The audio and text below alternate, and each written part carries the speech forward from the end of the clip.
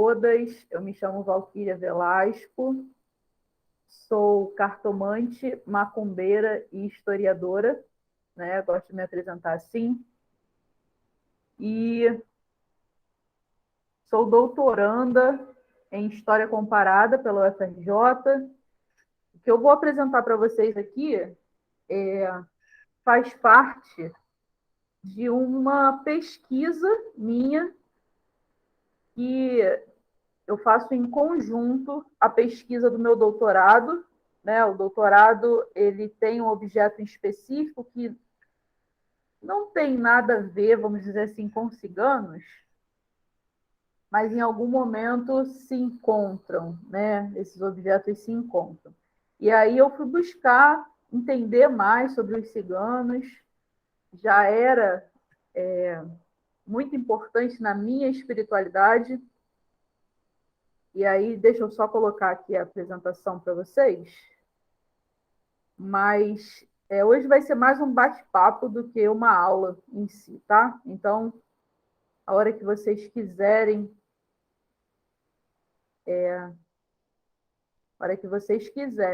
levantar a mão, comentar alguma coisa, acrescentar algo, tá? Sintam-se à vontade.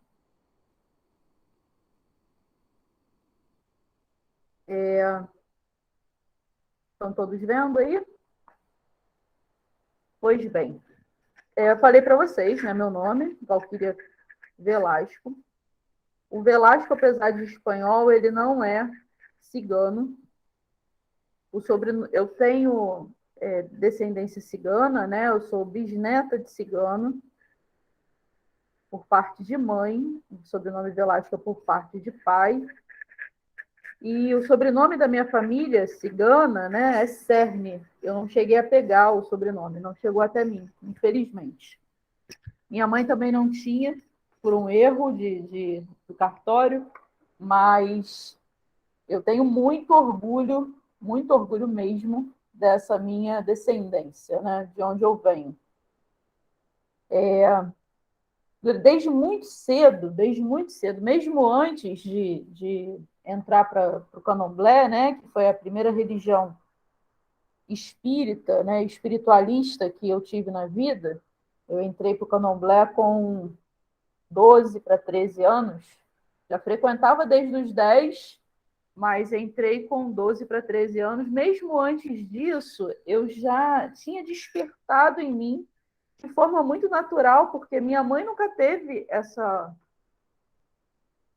fé, vamos dizer assim, né? essa ligação com o povo cigano. E para mim foi algo muito espontâneo, muito natural. São coisas que realmente só a espiritualidade explica. Eu fui aos poucos, né, gostando da temática, me aproximando da prática espiritual que envolve o povo cigano. Comecei a fazer uma coleção de cristais com 11 anos, ou 12 no máximo, acho que 11 mesmo. Comecei uma coleção de cristais, eu não sabia por quê. Na verdade, eu comecei por conta de um trabalho do colégio, e aquilo foi ganhando um corpo que realmente depois eu fui ver que tinha tudo a ver com a espiritualidade do povo cigano. Mas, enfim, por que eu estou falando sobre mim? Né? Porque eu acho que é importante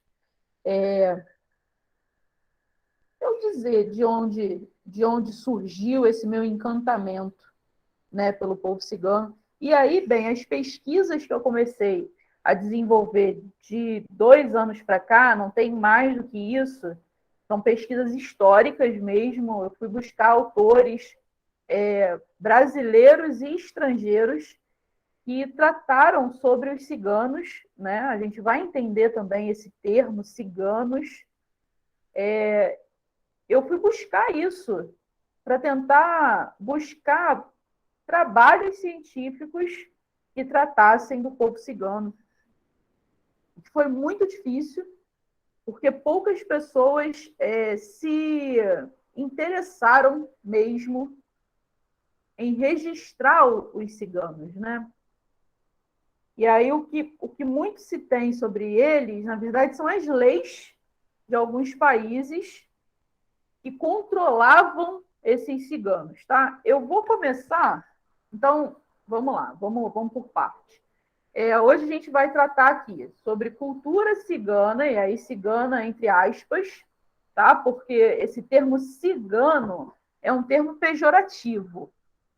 Se você chegar para um Rom, né, ou um Calon, um Sint, que são etnias, né, são etnias, e chamá-los de ciganos, eles vão ficar bem chateados com você.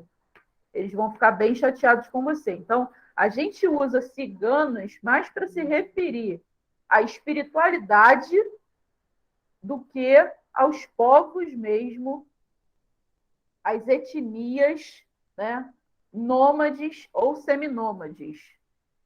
Cigano é um termo pejorativo. Eles não se veem como ciganos. Porque cigano abarca esse pessoal todo aí, né? E ainda outros. E eles realmente gostam de marcar sua propriedade, né, cultural, linguística. Então, os Roms, eles são originários dos Balcãs, né, da região dos Balcãs. Os Calons, eles são ibéricos, então ali Portugal e Espanha são maioria no Brasil, né, a gente já pode imaginar.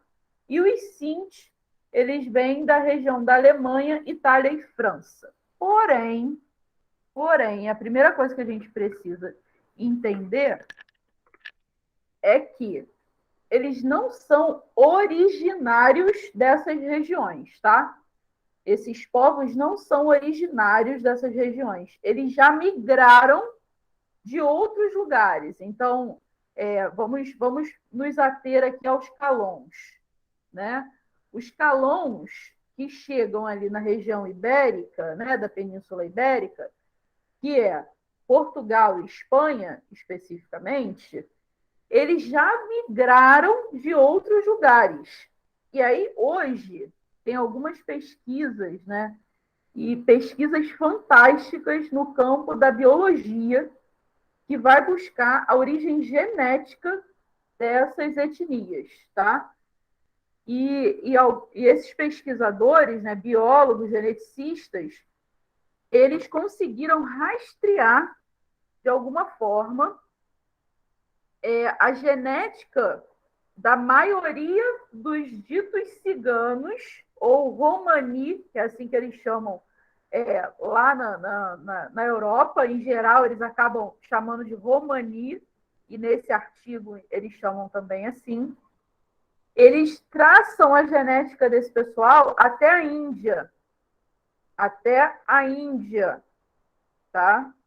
Então, o que hoje já se considera era uma teoria já no século XVIII de alguns estudiosos, né? Algumas pessoas que se deram ao trabalho de escrever sobre esses povos já levantavam suposições de que eles viriam da região ali da Índia, do Paquistão, da Índia, por ali. Hoje a biologia já ajudou a comprovar essa suposição como verdadeira. Então, esses povos ditos ciganos, eles migraram em algum momento ali entre o século IX e o século XI, né, da nossa era, depois de Cristo. Eles migraram da Índia. Coincidentemente, que a gente sabe que não existe coincidência em nada, foi justamente a época em que na Índia iniciaram as divisões de castas. Hoje eu acredito que todo mundo aí tenha visto aquela novela da Globo, né? Caminho das Índias, acho que foi essa, Caminho das Índias, que falava sobre a Índia, né? E aí mostrou muito bem lá a divisão das castas, e que existe hoje ainda essa divisão social pautada no nascimento. Então, a teoria hoje é que esses povos ciganos tenham saído da Índia justamente no momento em que a sociedade foi dividida em castas. Eles não aceitaram eles não aceitaram essa imposição de um patamar social ou uma classificação, né, através do nascimento. Muito provavelmente porque eles deveriam estar ali entre as castas mais baixas, né, entre as castas mais baixas. Se eles estivessem no alto, dificilmente eles iriam se importar e teriam saído como saíram, né? Eles saíram do território. Eles juntaram o que tinham e foram embora. E eles passaram pelo Egito, eles passaram pelo Oriente Médio e eles chegaram à Europa. Os primeiros relatos dizem que eles entraram na França através da Boêmia, que era uma região próxima ali ao leste europeu. Então, eles entraram através do leste, tá? E nessa região, eles passaram a ser chamados ora de gypsies, que seria vindos do Egito, ora de boêmios, tá? Tem várias formas, né, de se nomear esses povos. Mas o que é legal da gente perceber é que eles migraram consecutivamente, né, de país a país, de região a região, sem se misturar. Eu vou ler um trecho. Vocês estão me acompanhando, gente? Só para eu ter certeza. Sim. Estão acompanhando? Show, Camila, obrigada. Eu vou ler um trecho. Vocês sabem que eu sou professora, né? Então é difícil para mim não me ater aqui a um conteúdo. E aí eu vou ler um trecho para vocês de um texto do século XIX, tá? Do século XIX, de um autor chamado Ahmed Achard. Ele é um francês, é um jornalista, e ele escreveu sobre os boêmios, né, que são esses ciganos, como eles eram chamados ali na França. Tá?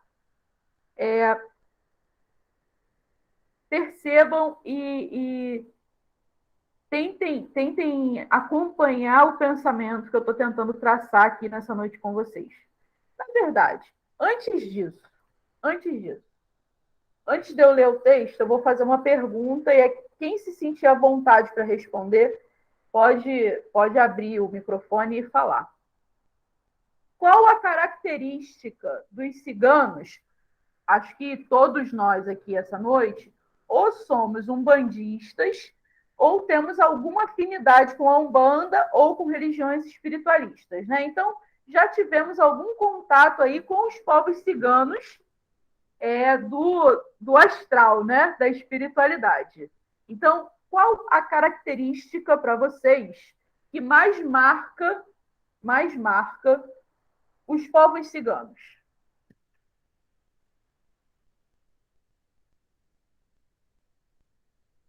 Bora, gente. Quem vai responder essa aí?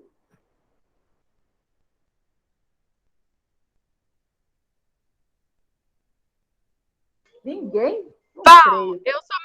Eu sou meio suspeita para falar. Mas como o assunto ele é bem polêmico e altamente discutível, você está perguntando no sentido de características físicas ou características de cultura, características do povo em si. Para você, do que for mais marcado para você.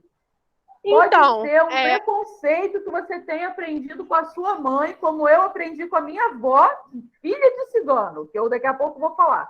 Mas pode falar. Então, se você for pensar dessa forma, eu creio que seja o fato do povo cigano, além de ser um povo nômade, né? Vamos colocar assim, não ter domicílio fixo, viver dos atributos que eles têm, a dança, né, a leitura, a quiromancia, a taromancia, né? Perfeito. Então, assim, eles são muito julgados até hoje, né? O povo cigano em si é muito julgado, eu creio, Essa é a minha teoria, por conta desses atributos deles. Por ser um Perfeito. povo altamente festivo e viver, enfim, viver dessa forma, né? Sem Uhum. rumo fixo e Sim. sobrevivendo dessa forma. Eu creio que seja a minha forma de pensar, né? Perfeito, Camila. Muito obrigada pela contribuição. Rafaela respondeu aqui no nosso chat que é alegria, dança e música. Perfeito também, Fá. A Kátia respondeu espontâneos. Também muito bom, muito bom. E aí, vamos partir daí, tá bom? E aí eu vou para o texto, lá do Achard. E você, percebam, é um texto que foi escrito em francês no século XIX, então ele pode não ter uma tradução muito boa, tá? Mas dá para a gente entender. Você não está muito surpreso de encontrar a criança perdida da Boêmia nesta grande galeria onde só os franceses têm o direito de burguesia. Por não ser da mesma família, porém, eles têm títulos para a nossa atenção. Se os Champenots e os normandos se chocam com os boêmios em seu caminho, é porque os boêmios, como aqueles bastardos aventureiros, que sem origem atrevidamente assumiram o nome de uma raça nobre, pisaram em solo da França e, encontrando-se bem lá, permaneceu por lá. Ele está falando dos boêmios, como eles chamam os ciganos, e dos normandos, tá? Ele está colocando os dois ali meio que em atrito. Vá para o sul, para Languedoc, para Provença, para Roussillon e por toda parte no fundo do vale, na encosta da montanha, como na planície, você encontrará o boêmio, um vagabundo que não sabe de onde vem, nem sabe para onde está indo. Parece que uma maldição antiga e trovejante atingiu este povo, ainda vagando como aos veros. Parece que uma voz terrível o empurra através da Europa para realizar uma peregrinação eterna em punição de algum grande crime ignorado. Ele nunca para e, no entanto, caminha há 4 séculos. Aonde quer que vá, sob qualquer céu em que durma, ele coleta em todos os lugares o legado de opróbrio e miséria. Se foi e talvez será o seu destino. Passa entre as nações sem se misturar com elas. Atinge a civilização e não guarda nada dela. Vai de norte a sul, muda climas, atravessa raças que obedecem a leis, costumes, línguas diferentes. Move-se no meio de homens que se prostram ao pé da cruz ao invocar o nome de Maomé, e climas, leis, costumes, línguas, charami entre os árabes, fararrones entre os húngaros, entre os ingleses, ciganos, gitanos entre os espanhóis e portugueses, zíngares entre os moldovos, Zingner na Alemanha, Caracossen, Roussillon, qualquer que seja o nome que carreguem. Os boêmios, em todos os lugares, gritaram, desprezaram, caçaram, odiaram, são como um bando de párias na grande família humana. Reis, imperadores, parlamentos, estados gerais nunca se ocupam com eles, exceto para invadir decretos contra eles. São expulsos de terra em terra.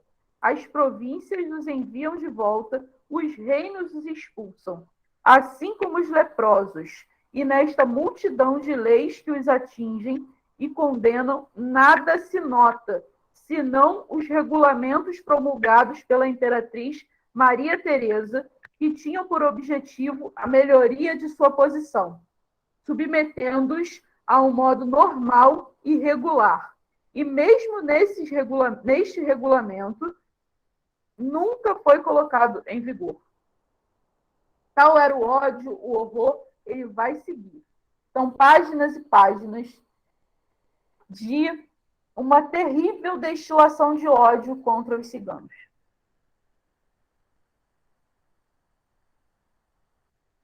Demonstrando o horror que os europeus tinham por esses povos. Em algum momento, já vou te dar a palavra, Kátia, só um instantinho. Em algum momento desse texto, ele cita que os ciganos são altamente magísticos, que eles não servem para nada, são total vagabundos, só sabem dançar e tocar violão, só sabem cantar e roubar, mas eles são extremamente magísticos. Isso é um preconceito ainda dentro do mesmo rol dos outros preconceitos, né? Que também atinge os povos africanos, né? Que a gente estuda em outros momentos, que também são vistos assim, né? Apesar de serem escravos, apesar de serem indolentes, apesar de tantas coisas, eles possuem uma magia. Porque, na verdade, o que a gente está falando aqui é de um povo, né, ou de homens europeus que acreditam serem possuidores, né, de uma cultura superior, olham para esses povos diferentes e veem como estranhos. E aí, bem, o que é estranho, logo é reprimido, né? A gente já aprendeu isso também. Mas fica a questão da magia, que é citada e verificada em vários momentos, tá? Kátia, você levantou a mão, pode ficar à vontade.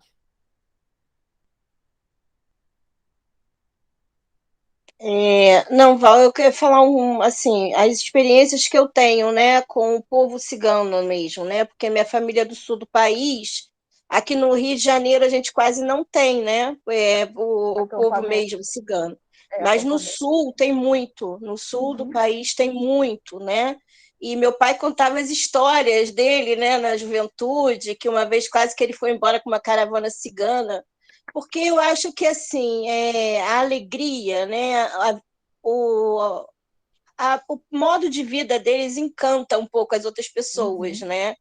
Então ele sempre dizia isso, mas esse preconceito todo que você fala realmente sempre existiu, né? E existe até hoje. Quando eu estive em Portugal pela primeira vez, que lá tem muito cigano em Portugal.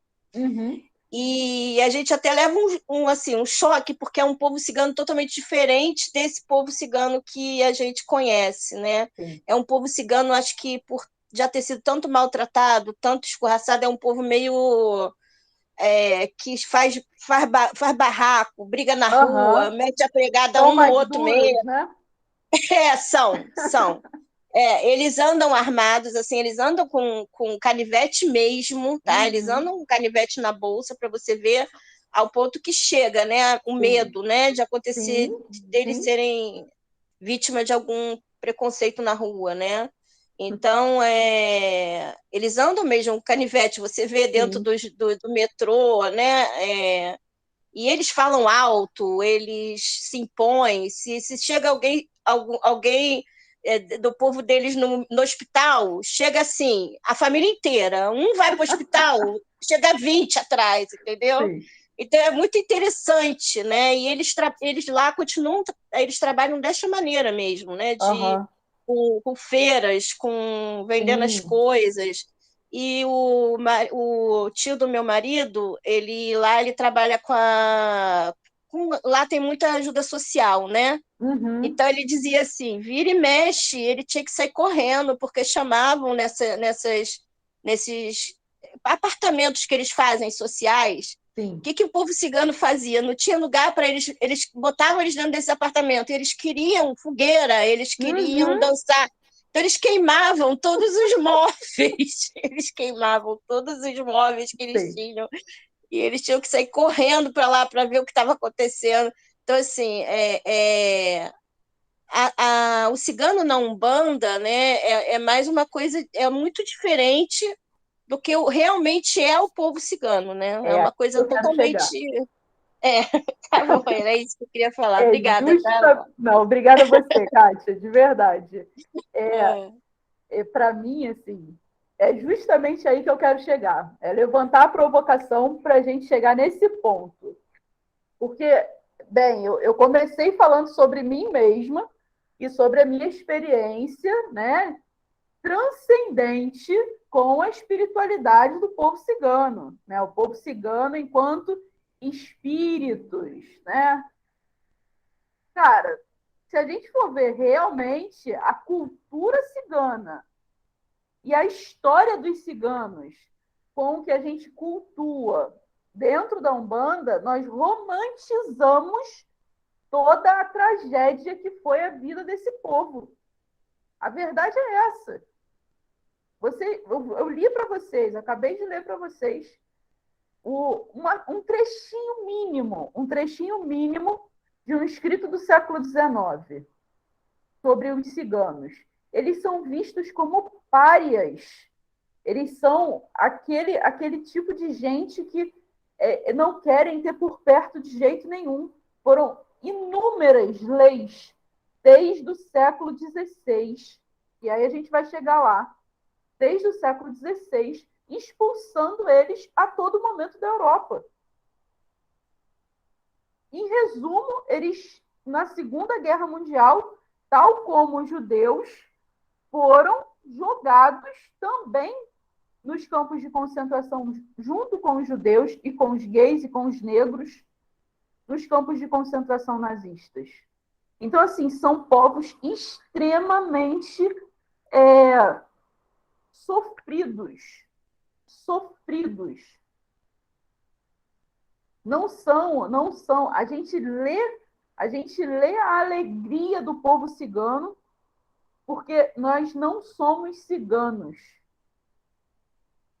A gente lê a expressão de arte deles como alegria, porque nós não somos ciganos. Vamos continuar. Isso que está na tela, né? A terra é o meu lar, o céu é meu teto e a liberdade é minha religião. Isso é um lema entre os ciganos brasileiros, né? Que hoje já adentrou na religião, já está bem difundido. É um lema, onde a terra é o meu lar. Ou seja, não tem um país, não tem uma região fixa. Se aquele lugar ali não está bom para ele, ele vai embora, ele vai buscar outro. É a liberdade como religião. Ou seja, ele não se submete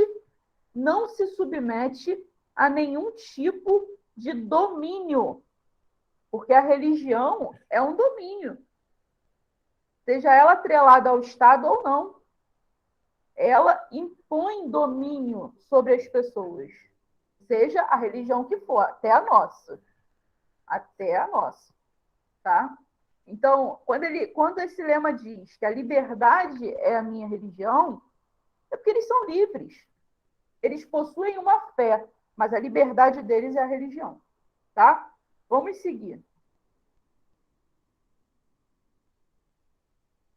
Então, aqui eu coloquei essa foto de um cigano, é um cigano, inclusive, que aqui no Rio ele é bem conhecido, porque ele trabalha muito pela ação social dos ciganos. Aqui no Rio não existe acampamento cigano.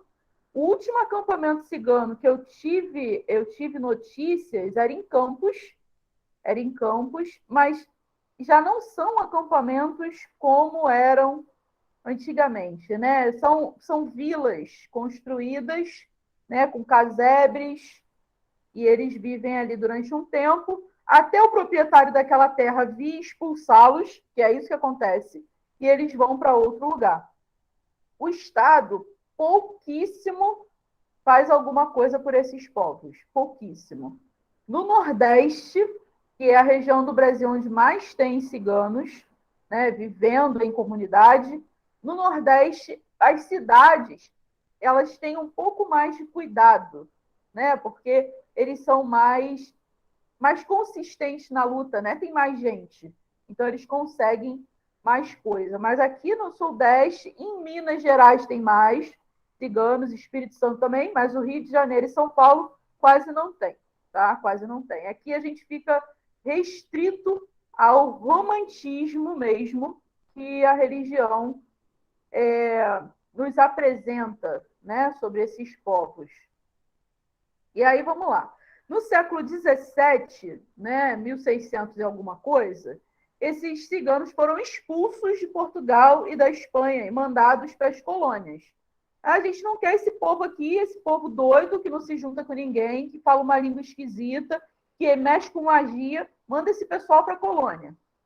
E aí eles vieram para a colônia e eles foram submetidos, né, submetidos a morar na cidade do Rio de Janeiro, fora dos muros da cidade.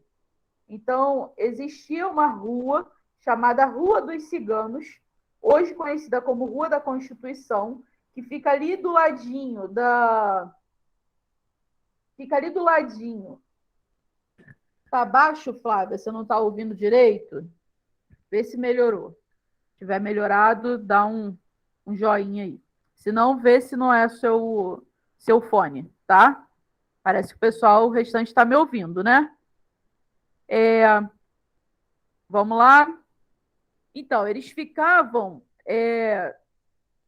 do lado de fora da cidade. Eles não tinham direito de ocupar o centro da cidade, né? Eles não ocupavam o centro da cidade.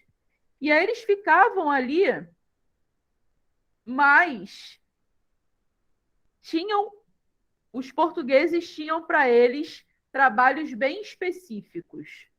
Aquele tipo de trabalho que os portugueses não queriam pôr as mãos e que também aos negros, né, não era dada a chance de fazer, eram os ciganos quem faziam. Por exemplo, muitos ciganos, durante todo o período colonial, foram traficantes de escravos. Traficantes de escravos.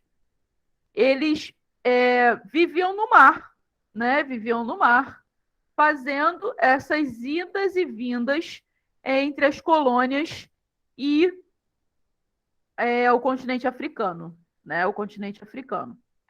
E aí, mais uma coisa, é um tipo de trabalho que os brancos não estavam dispostos a fazer, né? Lidar com a parte mais suja, vamos dizer assim, né, da coisa. E uma outra função que era extremamente mal vista entre os europeus, mas que ninguém queria deixar de ter, né, tinha que ter, que era o carrasco. Era aquele que cumpria a pena de morte, né? Ou que colocava na forca, ou que decapitava. Os ciganos, principalmente os homens, tá? Eles estavam ali submetidos a fazer esse tipo de trabalho, tá? Existe, Camila, já vou te dar a palavra, só um instantinho.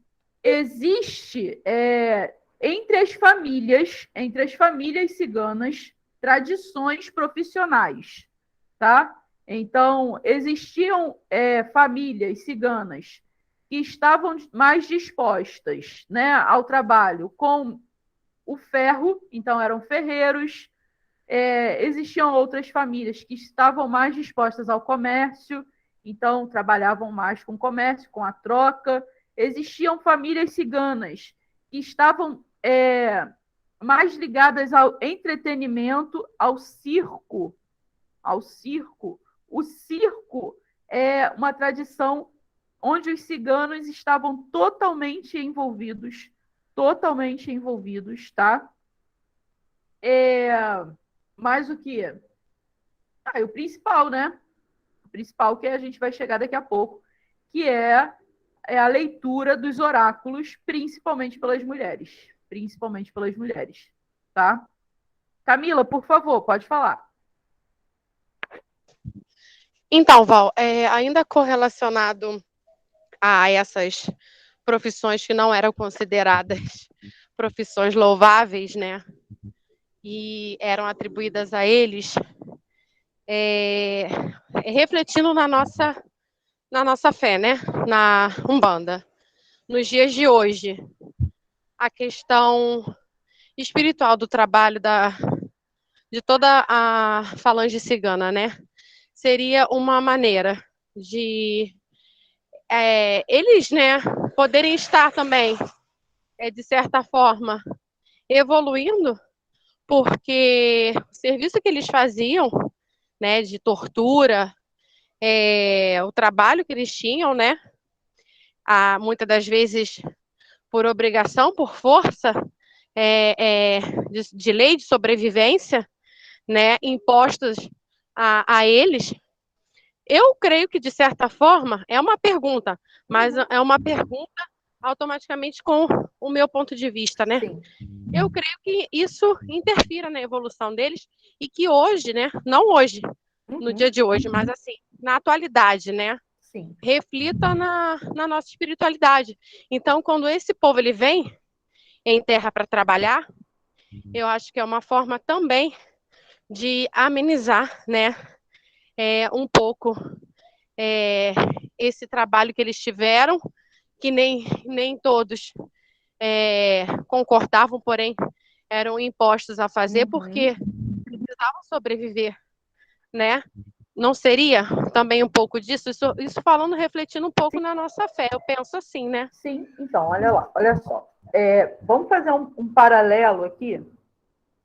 Eu concordo com você em partes,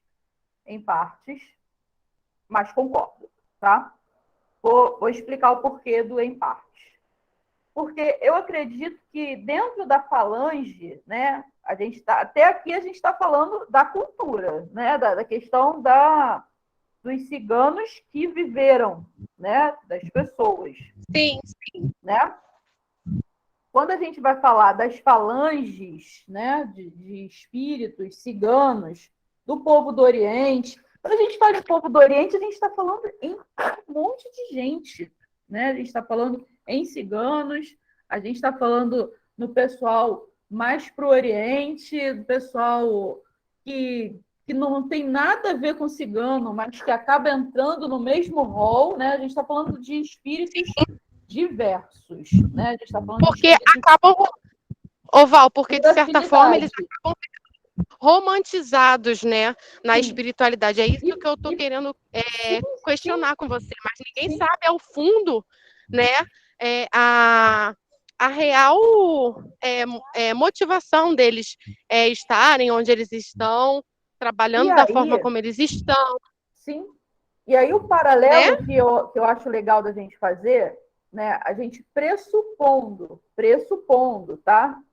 Que é pressuposição mesmo, a gente não tem como ter certeza disso, de que esses espíritos são, de fato, pessoas ciganas que desencarnaram e estão trabalhando na espiritualidade numa falange cigana, né, numa falange de Oriente, a gente pode traçar um paralelo como traçaríamos para falar, por exemplo, de Preto Velho.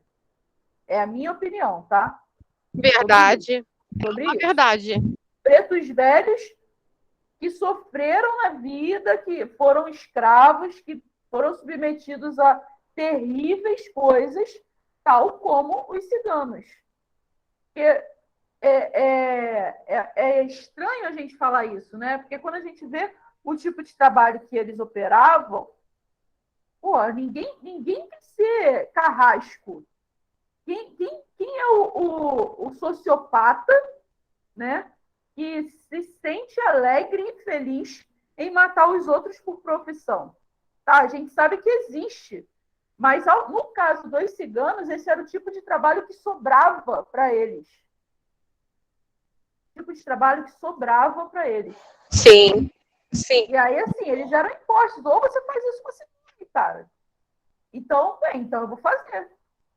O tráfico negreiro, a mesma coisa. A gente não pode romantizar,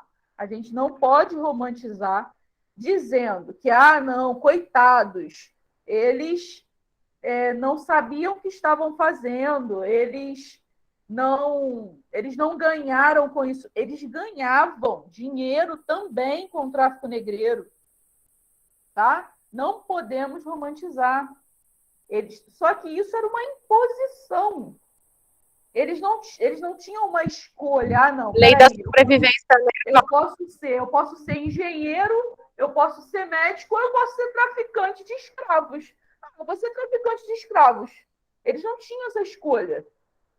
Eles faziam isso porque era uma forma de sobreviver. E enriqueciam com isso.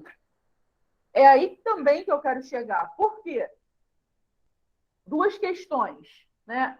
Vou voltar lá na minha família. Minha família, meu bisavô, ele saiu da família dele, né? Do grupo dele de ciganos, e se casou fora, né? E se casou fora. Quando ele saiu, isso eu sei de histórias contadas pela minha avó e pela minha mãe, pela filha, né, dele e pela neta dele. Quando ele saiu, ele levou junto com ele um baú que eu, sinceramente, não sei o tamanho, porque não chegou até mim, infelizmente. Mas ele saiu com um baú cheio de joias, de ouro, de prata, de pedra preciosa, de tudo que tinha direito. E isso foi durante anos, né? Durante anos, sendo vendido, sendo penhorado, sendo a minha mãe, né, que era a neta mais velha dele, para ela restou um relógio de ouro e um faqueiro de prata. Foi o que restou para minha mãe, que também não chegou até mim, tá? Em algum momento a minha mãe deu caminho nisso também. Mas é aquelas histórias de famílias que, mas minha família era muito rica e eu não tenho nada. É mais ou menos isso, entendeu? Mas era o quê? Era uma quantidade grande de bens, né? De bens, de riqueza, mas percebam, eram joias, era uma coisa que ele podia colocar embaixo do braço dele, ó, e cair no caminho, como ele fez, quando ele quis sair de dentro do grupamento dele. Se apaixonou por uma gadé, né, que é assim que eles chamam as mulheres de fora dos ciganos, se apaixonou por uma gadé, pegou as joias dele, enfiou na mala e foi embora. E é exatamente assim que os ciganos faziam, né? Hoje em dia eles têm outras formas, obviamente, de lidar com o dinheiro, né? Mas era assim que eles faziam. Eles compravam joias, pedra preciosa, compravam ouro, e aí aquela história, né? Que cigano é ladrão, né? Isso é um outro preconceito enorme, enorme que é dito sobre os ciganos, porque eles andavam com muito ouro, né? Então, como que conseguiriam tudo isso se não fosse roubando, né? Se não fosse roubando. Mas eles tinham formas de ganhar dinheiro. Eles tinham formas de ganhar dinheiro e é em que eu quero chegar. Então, eu concordo bastante com você, Camila, sobre sua afirmação da espiritualidade. Eu só realmente coloco uma aspas aí, um parêntese, para a gente pensar nesses espíritos, né, que formam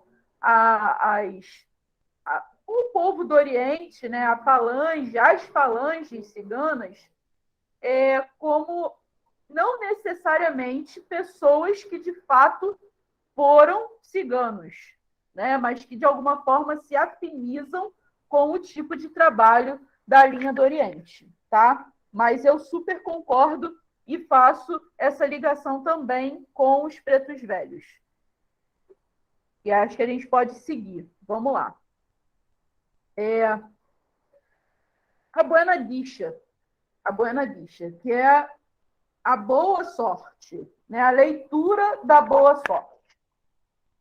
E é a forma como as mulheres né, ciganas. Isso é narrado nas leituras que eu tenho feito, nas pesquisas que eu tenho feito. Os antropólogos, os jornalistas, o pessoal lá antes do século XIX já vem falando disso. As mulheres ciganas ficavam responsáveis por ler a sorte. Como? Várias formas. Várias formas, a gente vai falar delas quando a gente começar a falar dos oráculos. Mas, então, os ciganos sempre foram associados a esse mistério, tá? Então, já lá na França, no primeiro relato que se tem dos ciganos entrando na França, tem um relato de um padre, que o padre, eles eram muito católicos. Percebam, quando eles chegam na França, eles eram muito católicos. Então, eles iam à igreja, eles tinham, né, um apelo pelos santos católicos e tal. Então, em algum momento, o padre se deu conta, lá de uma província onde eles estavam, o padre se deu conta de que as ciganas estavam lendo a sorte do povo. E aí ele falou, cara, isso não pode, cara, vocês não podem, isso é bruxaria. Vocês não podem fazer isso, não. Mas as mulheres continuaram fazendo e elas eram procuradas, né? Elas eram procuradas pelas pessoas da comunidade para lerem a sorte, E foi através disso, a primeira expulsão que eles tiveram na Europa foi por conta dessa situação de estarem lendo a sorte. Então, várias leis foram feitas durante séculos na Europa, proibindo a leitura da sorte por conta dos ciganos. Na verdade, por conta das ciganas, tá? E aí, até no Brasil, já no século XX, quem já fez curso aqui com a gente da PUC, o curso de Umbanda, sabe, já falei sobre isso várias vezes, do Código Penal que proíbe a cartomancia no início do século XX, 1890 até 1942. O Código Penal brasileiro que proíbe a cartomancia, tá? E aí, são duas questões que eu quero levantar aqui. Questões da cultura cigana, tá? Da cultura oraculista dessas mulheres. Primeiro, elas trabalham com qualquer tipo de oráculo. O baralho cigano, que a gente hoje entende como baralho cigano, aquele Petit Lenormand, ele nunca foi cigano. Ele não tem origem cigana. Não tem absolutamente nada a ver com ciganos. Tá? Ele foi chamado de baralho cigano porque vendia. A editora que lançou como baralho cigano porque vendia se fosse com esse nome. Por quê? Porque a sociedade acreditava que esses povos tinham uma magia muito grande. Então, vendia se fosse dito que era cigano. Tá? Mas as ciganas nunca leram baralho cigano. Se elas liam algum baralho, era o baralho normal, o baralho de naipe, tá? Na França, a gente tem um cara, né, o Etaille, que ele escreveu um livro chamado O Tarô dos Boêmios, que é o tarô dos ciganos. Lembrando que eles são chamados de boêmios na França, tá? E ele escreveu um livro falando do tarô dos boêmios.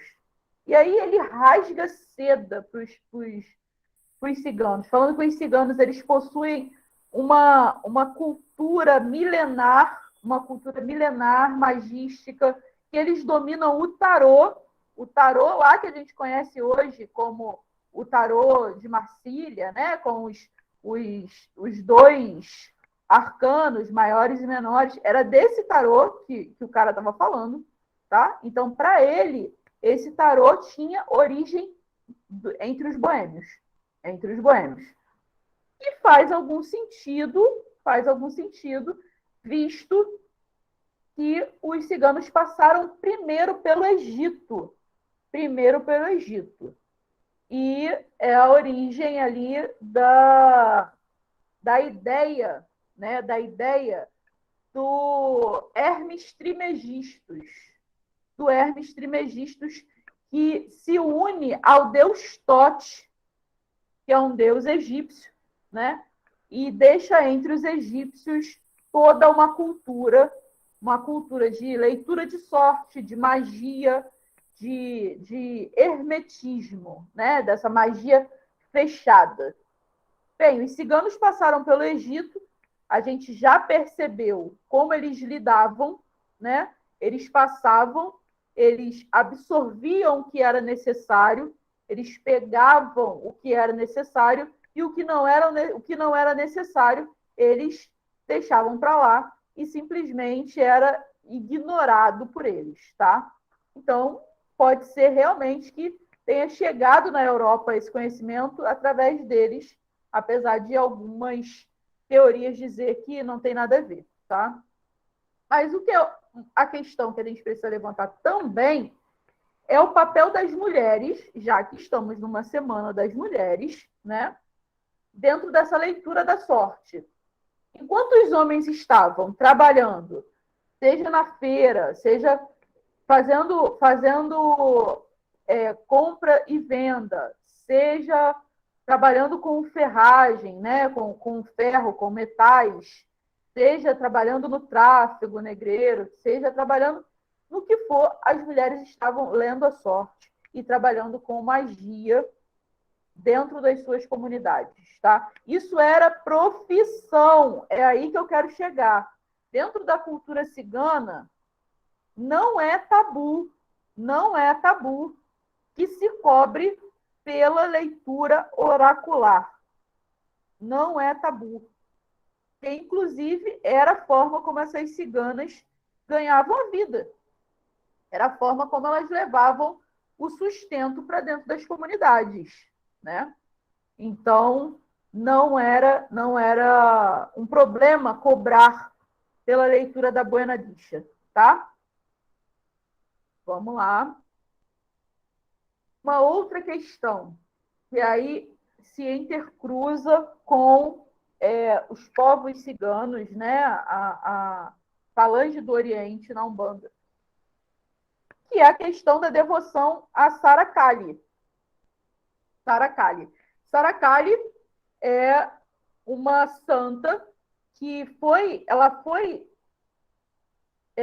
santificada pela Igreja Católica só no século XVIII, XIX, mas a adoração popular a ela é muito mais antiga.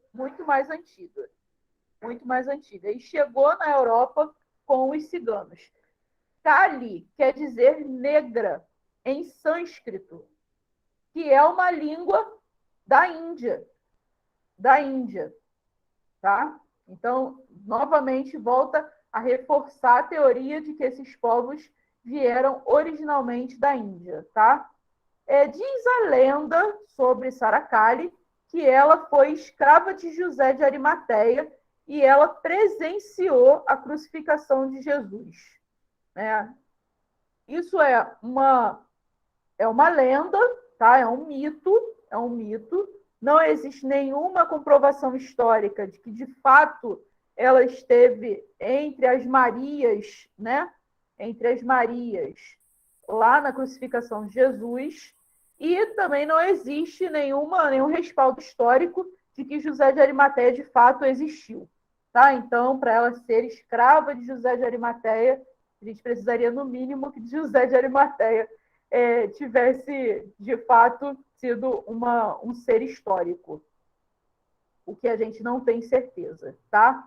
Mas a devoção a Sara Kali é muito forte, a devoção das mulheres, sobretudo. Por quê? Porque ela é a padroeira, né, das mulheres que desejam engravidar. Né, das mulheres que desejam engravidar. Até hoje, na França, existe lá a capelinha a Sara Kali, onde as mulheres elas vão entregar um véu como pagamento de uma promessa que é feita para que se tenha um filho ou uma filha, né? E que essa criança vingue. Então, depois que a criança já completou 1 ano, essas mulheres vão até a capela de Santa Sara e entregam um véu a Santa Sara.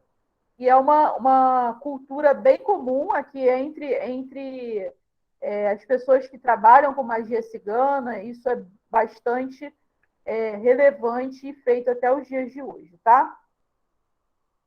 Seguindo, entramos na questão dos oráculos. Então, eu falei para vocês, as mulheres ciganas elas vão ler oráculo com o que elas tiverem à disposição. Inclusive, eu esqueci de colocar um aqui na apresentação, mas eu comento, não tem problema não. A quiromancia é o mais tradicional, que é a leitura das mãos, né? A leitura das mãos, a leitura da linha das mãos, do formato das mãos, dos dedos, das unhas, tá? Porque tem muita gente que acha que é só a palma da mão que é lida, né? Mas não, tem leitura do verso das mãos, tem leitura dos dedos. Quem lê, eu não leio, não entendo quase nada de quiromancia, tá? Meu negócio é baralho mesmo, mas entendo a teoria e sei que muita coisa pode ser vista. E é algo interessante de se dizer, que a linha das mãos, elas mudam, né? Elas mudam. Não só de uma mão para outra, né? É espelhado, mas não é muito, como durante a vida, ao longo da vida, né? As linhas, elas mudam. Então, uma leitura que é feita enquanto a pessoa é jovem é um tipo de leitura. Quando ela já está numa meia-idade, essa leitura vai ser diferente. E quando ela está numa idade avançada, essa leitura vai ser mais própria ao tempo dela. Tá? Então, a quiromancia, tal como outros oráculos, ela não é uma leitura ou uma adivinhação. Uma adivinhação, né? As pessoas gostam muito de usar esse termo adivinhação. Não é adivinhação. Existem critérios lógicos para tudo que a cigana ou a pessoa que entende de quiromancia vai dizer sobre o monte de Vênus, a linha do coração, a linha da vida, o tamanho, o formato, o tipo da linha. Tudo isso é estudado. E não é simplesmente olhar para a mão da pessoa e intuir, adivinhar alguma coisa, né? Tem uma lógica por trás disso. E aí é algo que eu acho que precisa ser comentado mesmo para a gente sair desse mito de adivinhação. Porque isso é mito. Ninguém adivinha nada. Se eu adivinhasse alguma coisa, eu já teria adivinhado a Mega Sena. O baralho cigano ou o Petit Lenormand. Isso aqui eu vou falar brevemente, porque a gente está para lançar um curso, tá? Dia 24 de março, vai iniciar o curso de baralho cigano. Então, aqui vai ser só um trechinho mesmo, porque senão eu vou dar spoiler, né, do curso, tá? Mas vale a pena a gente falar que o baralho cigano ou o Petit Lenormand, ele não é cigano e nem foi a Mademoiselle Lenormand que inventou ele. Tá? É isso. Então, tudo que a gente sabe de baralho cigano não é verdade. Não é verdade, tá? Ciganas podem usar? Óbvio que pode. Elas podem usar o que elas quiserem. Elas podem usar o que elas quiserem como ferramenta de oráculo, tá? Mas não tem origem entre os ciganos. E nem foi a Mademoiselle Lenormand que inventou, tá bom? No Brasil, foi desenvolvido um estilo próprio desse baralho cigano, né? E aí, baralho cigano mesmo, eu não vou nem mais falar da Lenormand, porque é um estilo brasileiro. Que fez o quê? Sincretizou o resultado das cartas com os orixás, as entidades de Umbanda, e fez um sincretismo mesmo, uniu. Então, passou a ler a carta do jardim, né, que está ali, por exemplo, com Ossan, a carta da árvore com Oxóssi, e assim vai, entendeu? Então, os significados, eles se fundiram, Isso é próprio do Brasil, Então, quando a gente estuda baralho cigano, a gente precisa estudar os dois ramos do baralho, tá? Os dois ramos. O europeu, a escola europeia e a escola brasileira. E aí, no final das contas, a pessoa que vai ler, né, ela vai se sentir mais à vontade com um, ou com outro, ou com os dois, ok? E aí, quem tiver mais interesse sobre baralho cigano, já fica o convite para o curso que a gente vai oferecer na FUC, já está com inscrição aberta e já vai começar. As aulas já começam no dia 24, tá? Polêmica. Conchas, búzios e cristais. Búzios, Valquíria? Búzios, tá? Búzios. Conchas, ok. Búzio é uma concha, né? A começar por aí. Búzio é uma concha. É um búzio específico, é uma concha específica, mas é uma concha. E cristais. Então, jogar búzios para ciganas não tem necessariamente a ver com orixá. Não tem necessariamente a ver com orixá.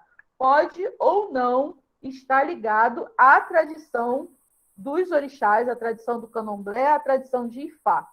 Mas pode não ter nada a ver. Pode não ter nada a ver, tá? É um critério próprio criado para ler o que cai daquelas conchas. E aí, sim, pode ser concha normal ou pode ser o búzio. Os cristais, da mesma forma, podem ser utilizados como um oráculo, E aí, eu já vi, não vou citar o nome, na verdade até poderia, porque é uma grande irmã, né, que me auxilia em muitas coisas, que é a Fernanda Ananda Gonçalves, cigana. Na verdade, ela, tal como eu, não é cigana, né, de etnia, mas estuda muitíssimo sobre a cultura cigana, está para lançar um livro, já vou fazer o marketing também, está para lançar um livro fantástico sobre tissaras. Ela é uma manus, então dentro da tradição de Tissara, a gente vai falar daqui a pouco, ela tem um cargo, né, que ela seria a bruxa, né, aquela que domina as magias. Ela trabalha com um oráculo de cristais e ela trabalha também com um oráculo fantástico que é da pedra, olha que incrível, da pedra que tem dentro da cabeça da curvina.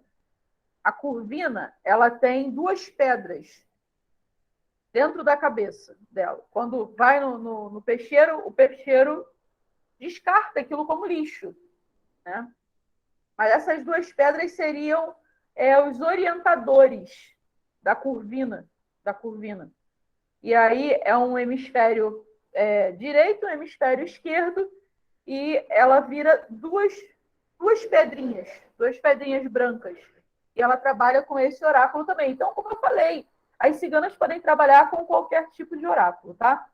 Teve um que eu esqueci de colocar na apresentação, mas que vale lembrar, que é o oráculo de folha de chá ou borra de café, tá? Também é super comum, e aí elas leem os desenhos, os símbolos que se formam na borra do café ou na folha de chá, ok?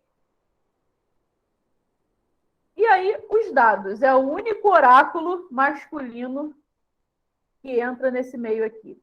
Mulheres não podem jogar? Podem. Podem, da mesma forma que os homens podem jogar a carta, que é um oráculo tradicionalmente feminino, tá? Mas na tradição, na cultura, os dados são oráculos masculinos. E aí eles leem pela numeração que cai a sorte, né, dessa pessoa que está se consultando. E As cartas, como eu falei, é um oráculo mais voltado para mulheres, mas que hoje em dia o que não falta por aí são homens lendo cartas, né? Então as mulheres também podem ficar à vontade para aprender a jogar os dados. Ok? Estamos chegando ao fim. Vamos falar rapidamente aí dos ciganos da Umbanda, porque a gente já falou deles pra caramba. A gente sabe, né, que os ciganos na Umbanda, eles constituem uma linha de trabalho, né? Uma linha de trabalho, eles estão ali alocados, né, na linha do Oriente, que reúne inúmeros trabalhadores, e nem todos são ciganos, como eu comentei mais cedo, né? Mas é interessante a gente notar o quê? A participação de elementos, né, que são característicos. Então, o uso de muitas cores, o culto a Santa Sara é muito bom. Vou aproveitar para poder diferenciar que muita gente confunde Santa Sara, essa senhorinha que está de pé com o manto vermelho, uma senhora negra, tá? Kali é negro em sânscrito, ou negra em sânscrito. É a que está aí em destaque. À frente dela existe uma outra imagem que é um busto menorzinho aí, ó, de uma senhora com as mãos em oração, assim. Essa não é Sara Kali, tá, gente? Não é Sara Kali. Tem vários altares ciganos por aí que o pessoal coloca ela cultuando como Sara Kali. Ela não é Sara Kali. O que a tradição diz é que essa imagem representa a Mademoiselle Lenormand, Marie Lenormand, tá? Então, ela está mais ligada a essa tradição.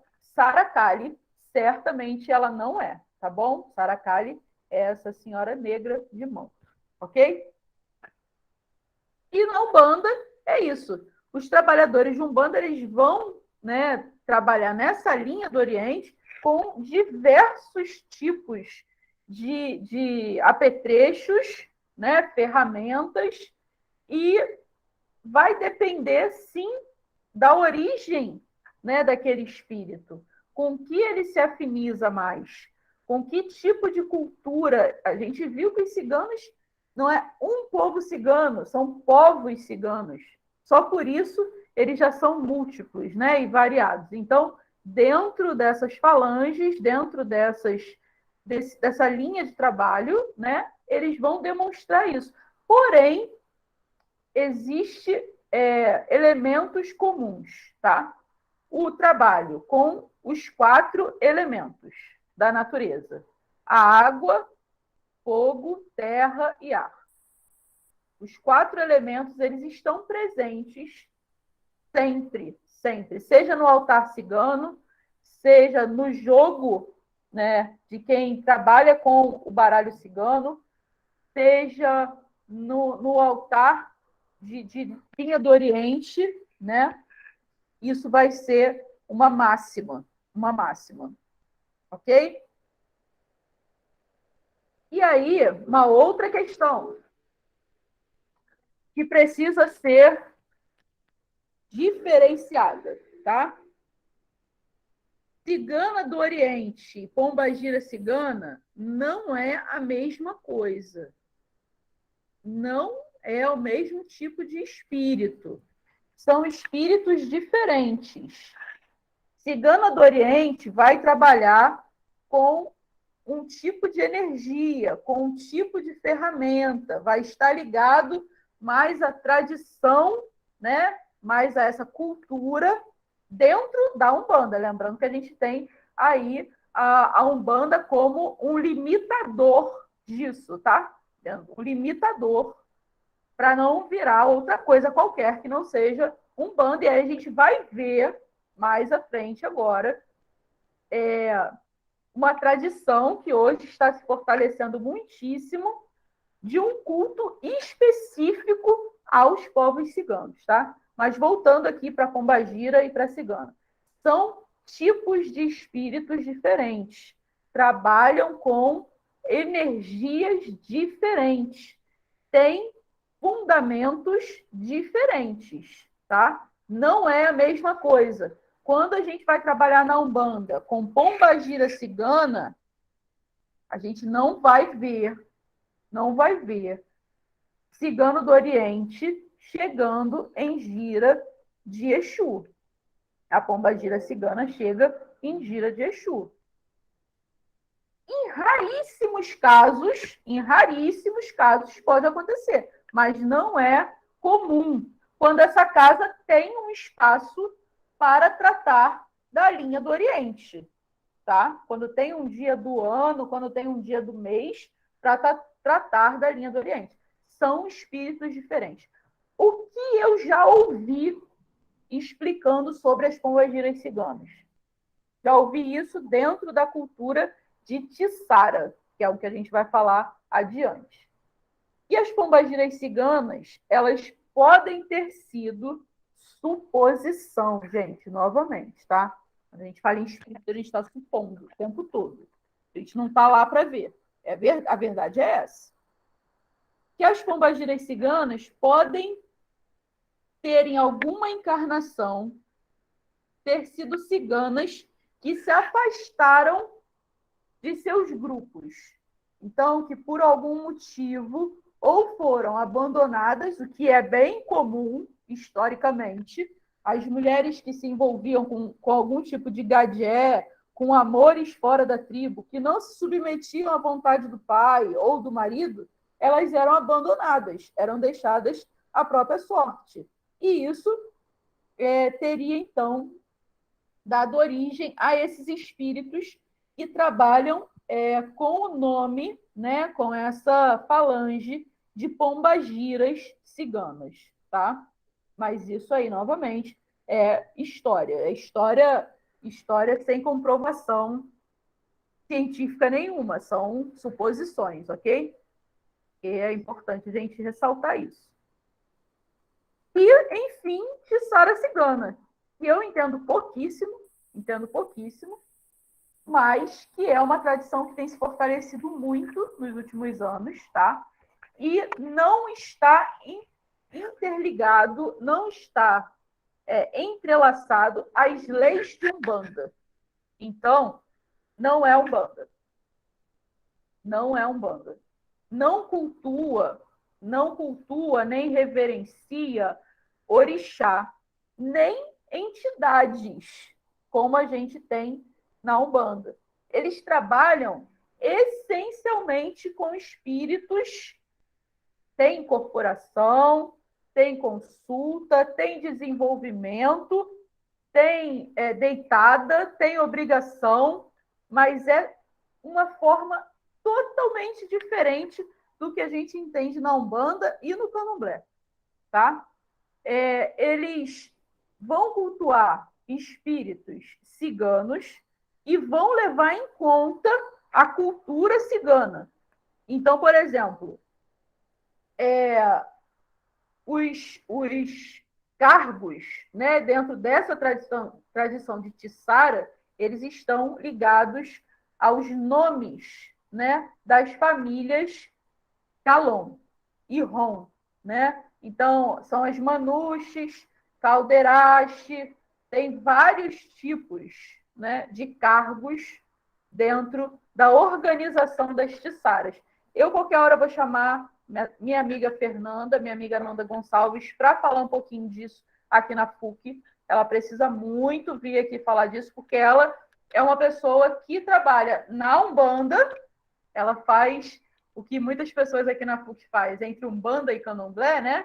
Que é de Umbanda e de Candomblé, em lugares diferentes, ela faz isso na Umbanda e na cultura de Tiçara. Ela é de Umbanda e é de Tiçara. Então, acho que a experiência dela seria muito enriquecedora também. E qualquer hora eu vou chamar ela para conversar com o pessoal da PUC.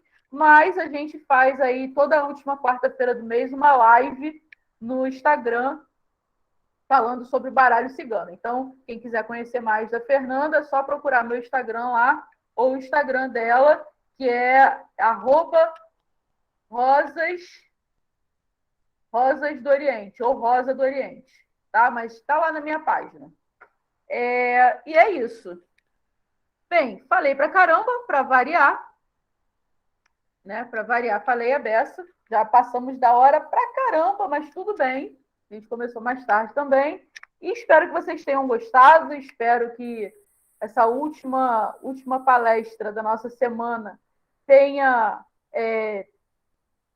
trazido, né, novas informações para vocês, tenha sido enriquecedor para vocês. Para mim foi ótimo poder falar sobre as minhas pesquisas e estou sempre à disposição. Obrigada, Kátia. Estou sempre à disposição para qualquer dúvida. Se vocês tiverem qualquer dúvida, pode mandar aí no nosso chat. Se não, eu vou fechar aqui a nossa gravação, já para interromper, para o pessoal do YouTube ter acesso amanhã. Hoje ainda eu coloco a live de ontem, amanhã essa já está no YouTube, tá bom? Então, eu vou interromper aqui nossa gravação. Obrigada a todos e até a próxima.